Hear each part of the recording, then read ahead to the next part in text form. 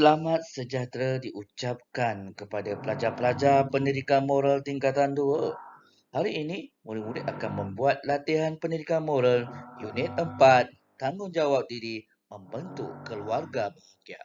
Pembelajaran ini akan disampaikan oleh Cikgu Khairul. Murid-murid jangan lupa tekan button like, sharekan video ini dan tekan button subscribe.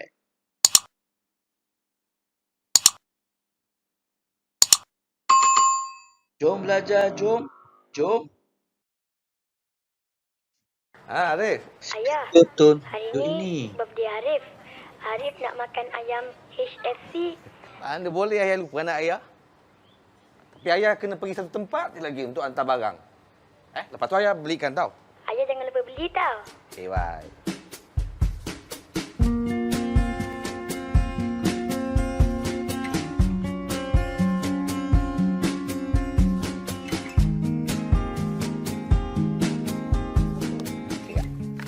Sini. Ini untuk Arif tau. Dah, makan. Ayah bidu ketul je. Ayah tak makan ke? Untuk mak dan Echa? Ini kan untuk Echa ni. Lagipun ayah dah makan dekat ofis. Ayah kenyang lagi ni. Dah, tu makan.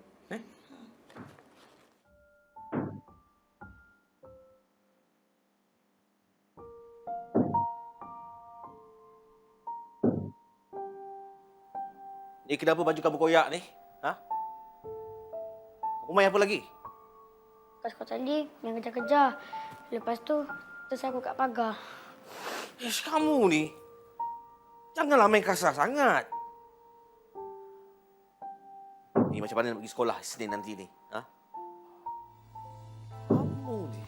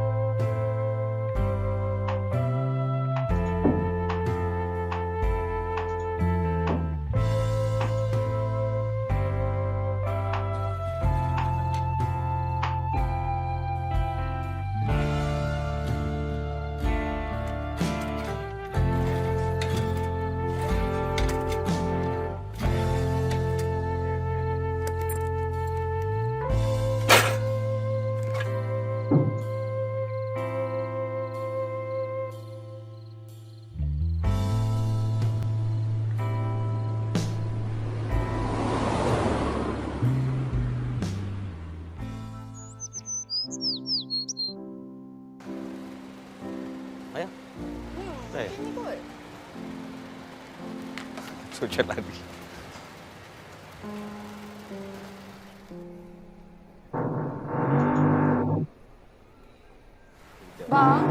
Pak nak 2 pasang baju raya tahun ni. Cukup tak duit kita? Boleh, Pak. Cukup?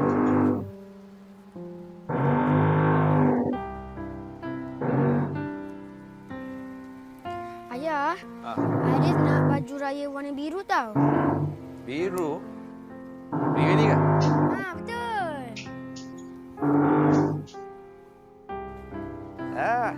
Anak ayah kat sini rupanya. Macam anak yang mana satu ni? Mak yang ni. Ni? Betul? Warna biru ni? Hei, cantiklah. Pandai anak ayah pilih. Jom. Betul eh? Betul. Jom. Abang tak beli baju raya ke? Abang punya tak apalah. Nanti aja. Subhanallazi biyadihi malakutu kulli syai'in wa ilaihi turja'un. Terima kasih bang sebab sudi datang. Sabarlah Arif, bapak kau tu dah lama sakit. Kita doalah yang baik-baik untuk arwah. InsyaAllah, amin.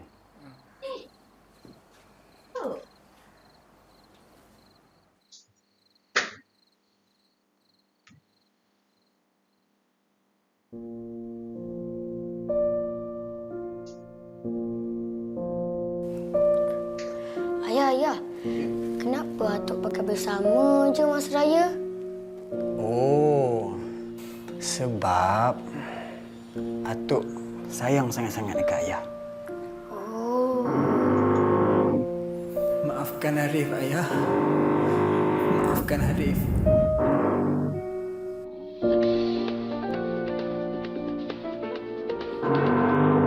Hello, ayah. Asal si call. Arif tengah busy ni. Sekejap lagi aku balik lah.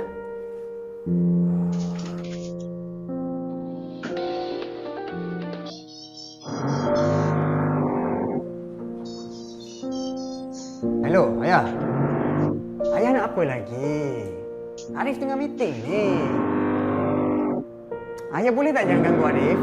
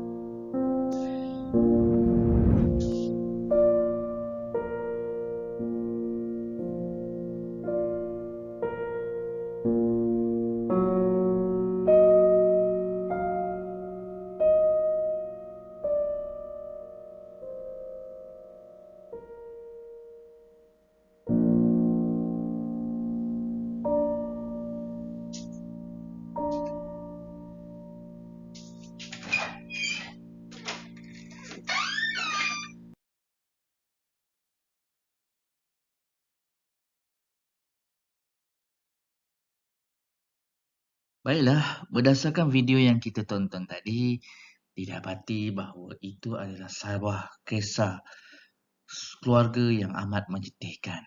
Cerita itu bermula daripada seorang bapa yang memberikan layanan yang baik kepada keluarganya, yang memberikan kasih sayang yang baik dalam memenuhi keinginan keluarga, dan juga Arif, iaitu anak yang disayangi oleh ayah, seorang ayah. Namun begitu, selepas kematian ayah Arif, Arif teringat akan kesilapannya ketika beliau sudah menjawat pekerjaan yang baik. Akibat mementingkan pekerjaan, maka Arif tidak melayani ayahnya dengan baik, tidak peka terhadap keinginan ayahnya, serta tidak ada masa untuk bertanya khabar kepada ayahnya, yang barangkali ayahnya call Arif disebabkan oleh perasaan rindu, dan perasaan rindu itu diterjemahkan dengan cubaan ayah Arif untuk berhubungi ataupun menelefoni Arif berulang kali, tetapi tidak dilayan oleh Arif. Okey, dan Arif juga memarahi ayahnya kerana mengganggu urusan kerja Arif. Padahal sebagai seorang anak, boleh saja Arif menghubungi ayahnya, selepas urusan bekerja, tetapi malangnya bapa si Arif yang call ketika Arif sudah bekerja. Jadi di situ nampaklah seolah-olah anak melupakan ayahnya, ayah yang telah membesarkan hidupnya. Baiklah murid-murid, gambar di hadapan ini adalah berkaitan dengan 18 nilai. 18 nilai ini ialah kamu perlu hafal, di mana kamu kena ingat nilai-nilai ini beserta maksudnya. Jikalau murid-murid masih tak ingat lagi maksud, tolong hafalkan kata kunci lah. Tolong hafalkan kata kunci nilai. Kerana kita nak gunakan nilai ini untuk menjawab soalan peperiksaan ataupun soalan latihan dalam bentuk soalan struktur ataupun soalan esei.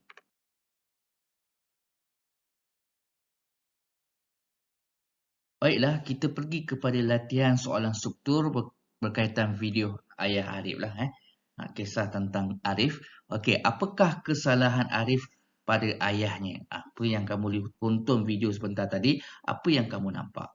Okey, yang pertama, tidak melayan ayahnya dengan baik. Bagaimana Arif melayan ayahnya dengan baik?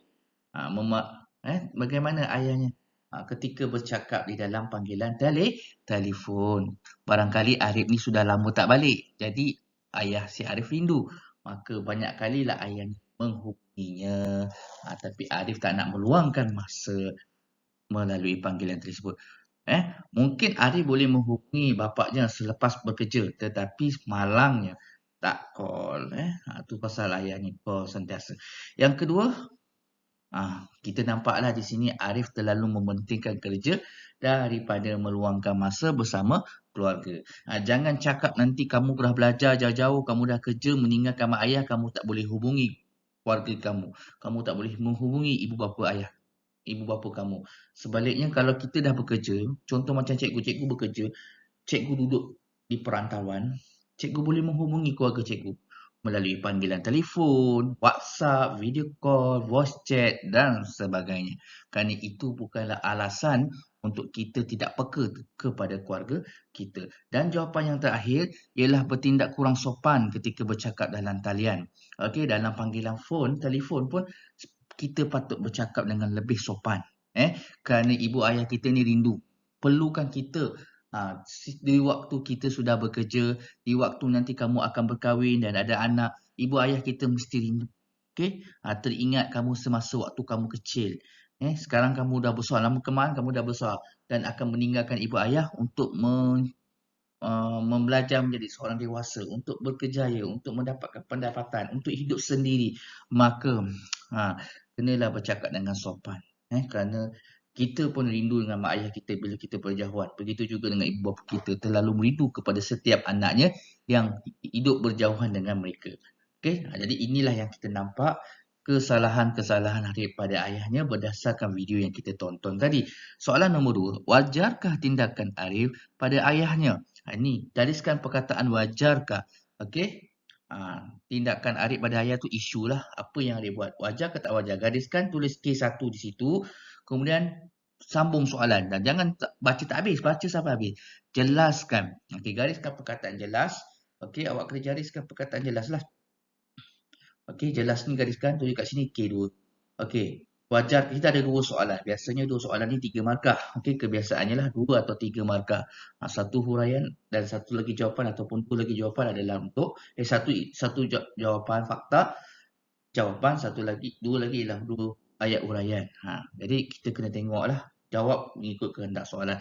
Wajar. Wajar apabila jumpa dengan isu negatif, dia jadi tidak wajar. Wajar kalau jadi jumpa isu positif, isu yang baik, dia akan jadi wajar. Jadi tindakan wajib kepada ayahnya, baik ke tak baik? Tidak baik. Macam mana nak tahu tindakan Arif? Kita tengoklah soalan pertama ni. Apa kesalahan Arif pada ayahnya? Tidak melayah ayahnya dengan baik. Jadi perbuatan baik ke tidak baik? Tidak baik. So isu negatif. Jadi wajar kalau tidak berjumpa dengan isu negatif dia jadi tidak wajar. Apa sebab tak wajar? Yang pertamalah, tidak wajar kerana perbuatan Arif dilihat seolah-olah melupakan jasa ayahnya. Nampak tak? Melupakan jasa ayahnya. Kita tahu kita akan bekerja, tapi kita kena layan ahli keluarga kita dengan baik, terutama ibu dan bapa kita yang telah membesarkan kita. Selain itu, tindakan apa lagi huraian dia?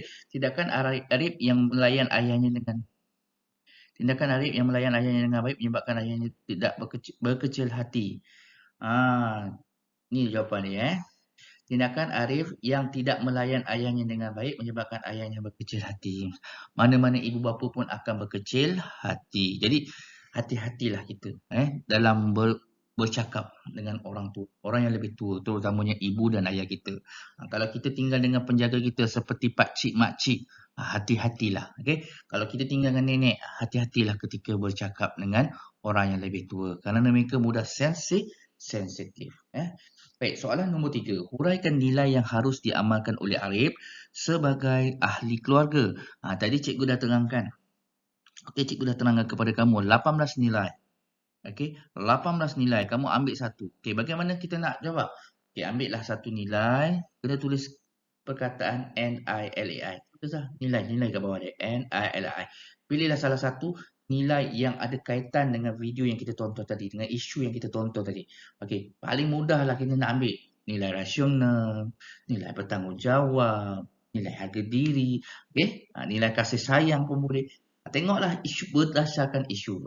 Contoh cikgu bagi nilai bertanggungjawab. Apa yang perlu dibuat?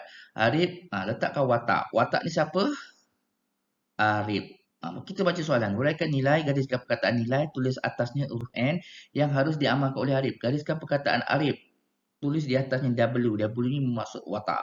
Okey, sebagai ahli keluarga. So, apa tindakan Arif? Okey, yang harus Arif buat. Okey, letak nilai, kemudian letakkan watak, letakkan kata kunci. Kata kunci nilai bertanggungjawab ada dua, memikul dan melaksanakan tugas. Ambillah yang perkataan melaksanakan tugas, benda yang buat. Okey, bukan yang kena buat. Dah sedang buat. Okey, yang nak dibuat. Okey. Arif perlu melaksanakan tugas dengan apa? Dengan melayan dan menghormati ahli keluarga dengan baik. Okey, tak kisahlah siapa kan. Supaya tidak menyesal di kemudian hari. Kebanyakan kalau kita tengok drama-drama, sinetron dan cerita-cerita, tak kira lah Melayu, Cina, India ke, kebanyakan golongan muda akan rasa menyesal kerana mengetepikan ataupun tidak melayani ibu bapa dengan baik, dan apabila ibu bapanya sudah meninggal, maka mulalah menyesal anak-anaknya. Jadi pengajaran kepada kita lah, okey, kenalah melayani dan menghargai jasa ibu bapa kita, kena bertindak adil, okey, kena menjadi seorang yang bertanggungjawab terhadap ahli keluarganya, walaupun kamu dah berkejaya, okey, walaupun kamu dah berjaya pada suatu hari nanti.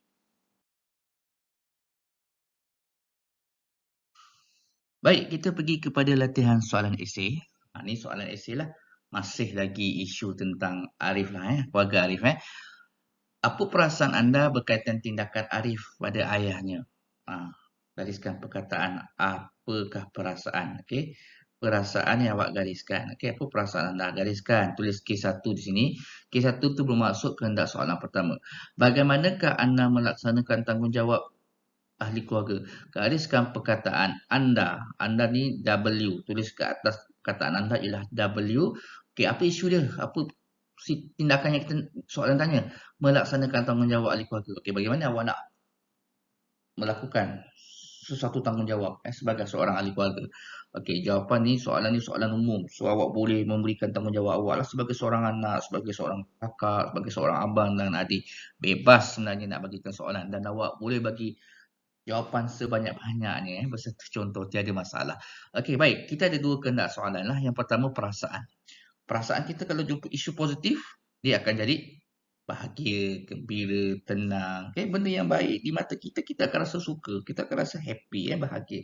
Tetapi kalau perasaan kita berhadapan dengan situasi yang tidak bermoral, situasi yang jahat, okay, kita akan rasa marah, kita akan rasa geram, kita akan rasa sedih dan kecewa lah. Kerana perbuatan itu boleh menyakitkan hati kita. Jadi itulah jawapan dia. Okay? Jadi kita tengok sini, perasaan kita, isu dia apa? Berkaitan tindakan Arif kepada ayahnya. Jadi isunya adalah isu negatif. So gariskan perkataan tindakan Arif pada ayahnya, tulis atasnya isu negatif. Jadi perasaan kalau jumpa isu negatif, dia akan jadi apa? Sedih, kecewa, marah. Tulis siap-siap.